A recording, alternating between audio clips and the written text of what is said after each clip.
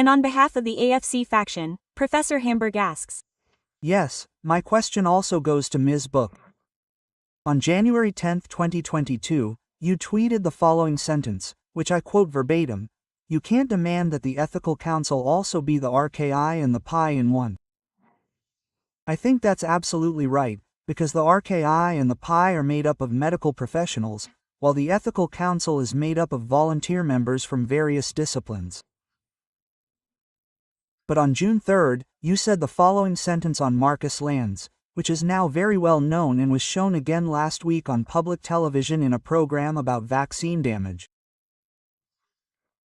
I quote verbatim, "The mRNA vaccines are such an elegant process. They disintegrate, then they are broken down, and then they are gone. After 2 weeks, they can no longer be detected at all."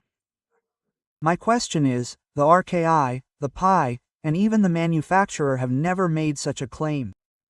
Why did you do that?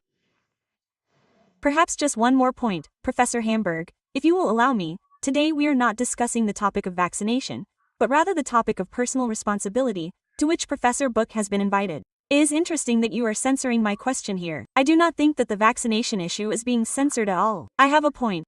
I think that the vaccination issue is extremely unfair, what you are doing now. I ask the clock to be stopped. The time. I would like to discuss the topic of mandatory vaccination here, and I think that mandatory vaccination is the most extreme negation of personal responsibility that there is. Madam Chair. That is your right, but the topic of vaccination is not on the agenda today. On a point of order, Madam President, your people in. I may briefly, time is stopped, introduce something on a point of order that you presumably do not know, while we, the members of Parliament, do. In our case, the chairperson cannot be assessed in this way. Instead, the chairperson's actions must be accepted without comment. So, we'll add 15 seconds. Half a minute. Please look at the minutes. We'll look.